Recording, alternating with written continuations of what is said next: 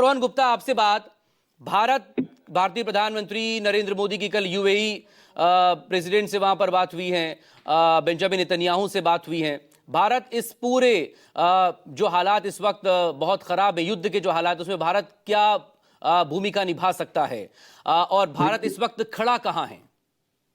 देखिए, कल हमारी जो सीसीएस की बैठक ली, प्रधानमंत्री जी ने अहम बैठक ली। उसमें जो प्राथमिक जो उद्देश्य यही था कि किस प्रकार से भारतीय, जो करीब 10,000 भारतीय ईरान में है, 40,000 भारतीय इजराइल में है, 90 लाख भारतीय खाड़ी में है, मिडल ईस्ट में है, तो उनकी सुरक्षा कैसे पहले तो सुनिश्चित की जाए। जिस प्रकार से हेल्प के कॉल आ रहे थे, हेल्पलाइन को सेट करना, तो हमारी सबसे बड़ी प्राथमिकता ये थी कि भारतीयों को हर जहां पे भी है कैसे उनको सुरक्षित किया जाए। दूसरी चीज, जो हॉर्मुज की खाड़ी से जो हमारा कच्चे तेल का सप्लाई आता है, करीब 20% वहां से होल्ड होने की आशंका है, तो उसको कैसे सुनिश्चित किया जाए, हमारी जो एनर्जी सुरक्षा है उसके ऊपर कैसे ध्यान रखा जाए।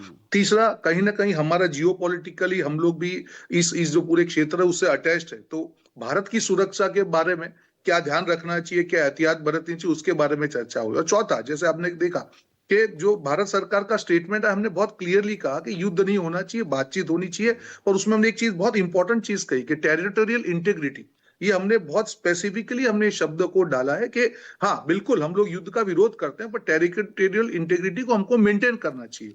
तो भारत का एक जो नॉन अलाइनमेंट, गुट निरपेक्ष जो हमारा उद्देश्य है, उसके साथ चलते हुए भारत सरकार ने एक सदा हुआ अपना एक स्टैंड लिया है। और हमारी आतंकवाद के खिलाफ की लड़ाई है, उसको हम कभी भी कमजोर नहीं होने दे सकते। ये भी मैसेज भारत सरकार ने दिया है। अगर हम लोग सब अभी बात करें, ईरान की बात करें, क्यों हुआ इसराइल के ऊपर विरोध हम कर रहे हैं, हमको ये चीज नहीं भूलनी चाहिए कि जब हमास ने 1,000 से ज्यादा लोग इजराइल में मार दिए थे, तब भी वो एक आतंकवादी हमला था। हमको इसको सिर्फ धर्म या किसी व्यक्ति से जोड़ के नहीं देखना चाहिए। जब आतंकवाद की बात आती है, एक क्लियर बात होनी चाहिए कि आतंकवाद का कोई धर्म नहीं होता। ये एक गाइडिंग प्रिंसिपल किसी भी देश के नागरिक के लिए पहले होना चाहिए। और दूसरी बात, सबसे पहले देश, ये दोनों चीजें भारत के हर नागरिक को, भारत की सरकार जिस प्रकार से फॉलो करिए, हम सबको इस बेसिक प्रिंसिपल्स का पालन करना चाहिए। बिल्कुल, हमास का जो अटैक था उसे कोई भी जस्टिफाई नहीं करेगा, लेकिन पिछले 2 सालों में इजराइल ने 70,000 से ज्यादा फिलिस्तीनियों को गजा में मारा है, जिनमें 40,000 बच्चे हैं। ये भी हमें ध्यान रखना चाहिए, और उसमें ज्यादातर महिलाएं और बच्चे 40,000 और 70,000 के आंकड़े में।